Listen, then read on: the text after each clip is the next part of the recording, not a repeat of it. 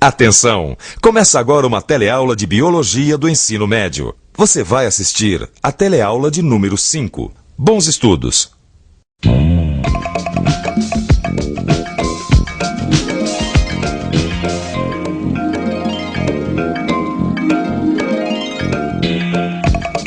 Mãe, você disse que ia me ajudar. Oh, tá bom, mas você podia ter arrumado um namorado menos complicado, né, filha? Namorado, mãe, é amigo, né? Por enquanto. Sei.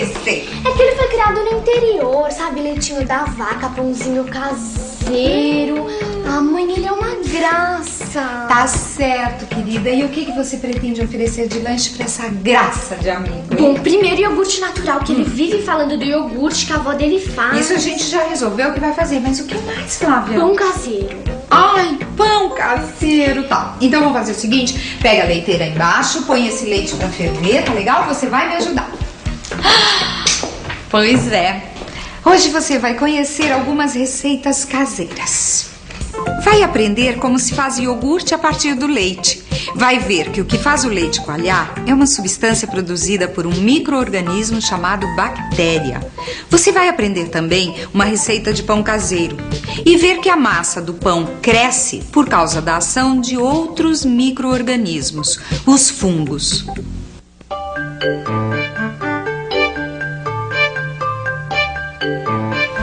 Pronto, mãe. O leite já ferveu. Já por tá aí. sirena.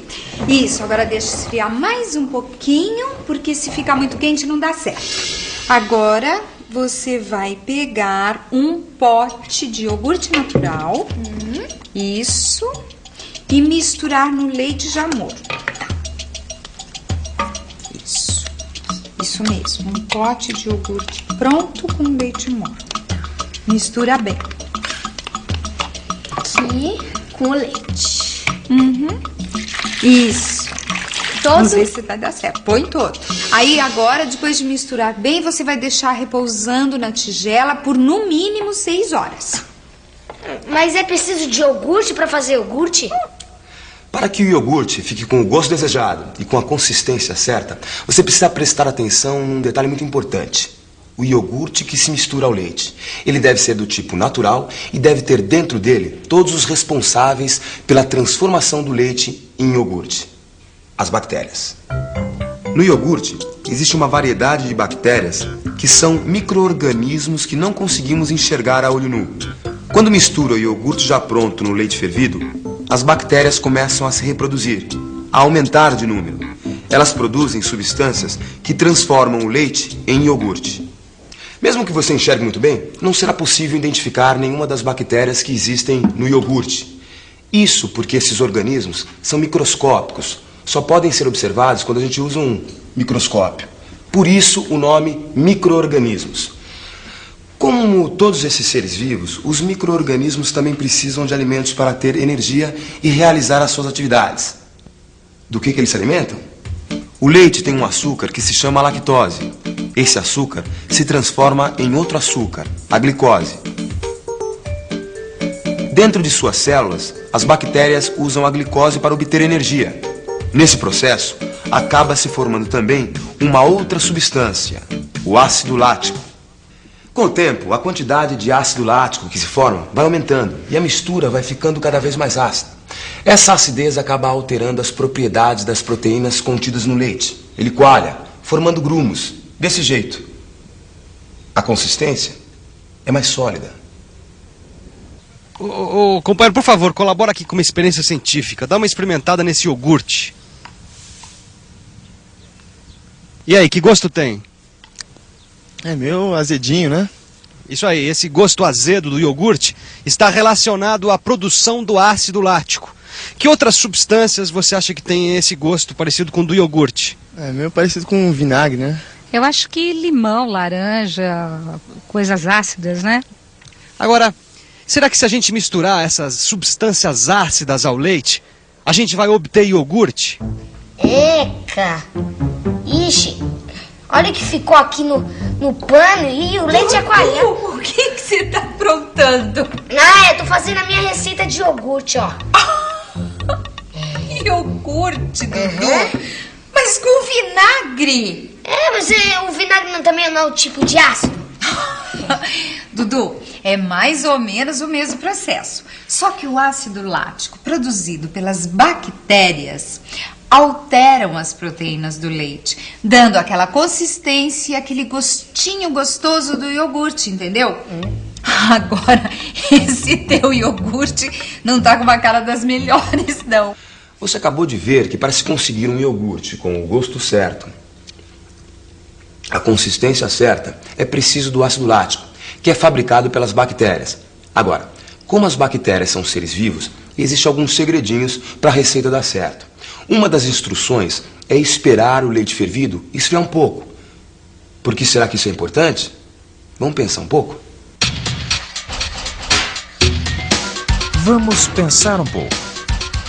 Todas as receitas de iogurte recomendam que deixe o leite esfriar. Por quê? Bem, vamos pensar. As bactérias são seres vivos. Temperaturas muito altas destroem células vivas, certo? Se misturarmos as bactérias do iogurte já pronto com o leite muito quente, elas morrerão. Com certeza, essa é uma das razões para não se usar leite muito quente na receita do iogurte. Mas essa não é a única razão para se preocupar com a temperatura do leite que se usa para fazer o iogurte. Você já aprendeu que as reações químicas que ocorrem nos seres vivos são realizadas por enzimas.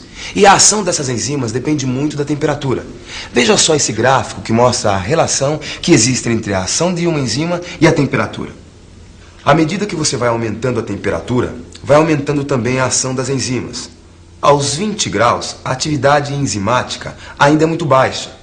A temperatura vai aumentando, a ação enzimática também, até chegar ao máximo, aqui, aos 40 graus.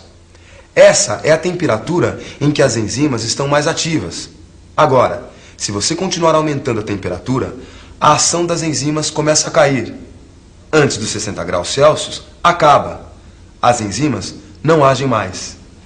Por quê? Em temperaturas muito altas, as enzimas perdem suas propriedades e não funcionam mais. Em temperaturas muito baixas, a ação das enzimas é inibida. Portanto, se você colocar as bactérias do iogurte no leite, quando ele está numa temperatura entre 40 e 50 graus Celsius, as reações serão mais rápidas e o iogurte ficará pronto mais rapidamente. Tá aí mais um segredinho.